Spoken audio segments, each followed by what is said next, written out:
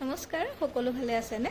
আৰু আজি আমাৰ পাৰ্লাৰলৈ আহিলে ভিজিট কৰিবলৈ এয়া আমাৰ অতিকে মৰমৰ আৰু সকলোৱে পৰিচিত যে ইনাবা।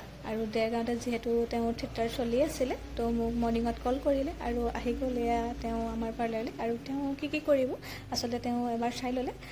আচলতে এইটো ভিডিঅ' আজি দুদিনমানৰ আগৰে হয়, কিন্তু আপলোড কৰা হোৱা নাছিলে। ভাবিলোঁ আপোনালোকৰ লগতো অকণমান শ্বেয়াৰ কৰোঁ আৰু তেওঁ কি ট্ৰিটমেণ্ট কৰিলে সেইখিনিও অকণমান শ্বেয়াৰ কৰোঁ।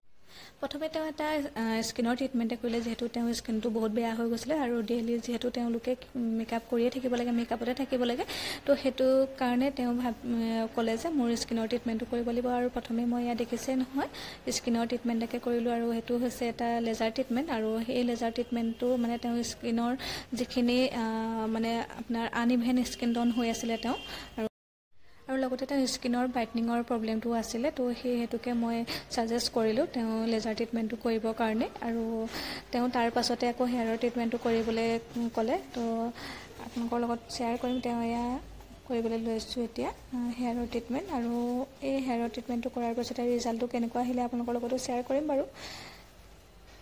এয়া হৈ গ'ল তেওঁ হেয়াৰৰ ট্ৰিটমেণ্টৰ ফাইনেল ৰিজাল্ট। আপোনালোকৰ কেনেকুৱা লাগিছে, ভাল লাগিছেনে? আৰু তেওঁ কেনেকুৱা পালে তেওঁ মুখেৰে এবাৰ জানি।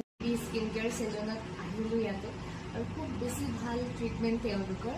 মই হেয়াৰ আৰু স্কিনৰ ট্ৰিটমেণ্ট কৰিলোঁ আৰু খুব বেছি ভাল লাগিলে। আৰু তোমালোকৰ ইমান ধুনীয়া এটা ইনষ্টিটিউট ইমান ধুনীয়াকৈ আগবাঢ়িছে, মোৰ ফালৰ পৰা বেষ্ট উইচেছ থাকিল। Thank you. তোমাক লগ পাই আমাৰো ভাল লাগিলে। সঁচাই আচলতে তেওঁ বহুত সহজ, তেওঁ লগ পাই সঁচাই ভাল লাগিলে। আচলতে তেওঁ মোক গুগলত চাৰ্চ কৰি আহিছিলে, তাৰ বাবে বহুত বেছি ভাল লাগিলে আৰু আপোনালোকৰ লগতো অকণমান শ্বেয়াৰ কৰিলোঁ।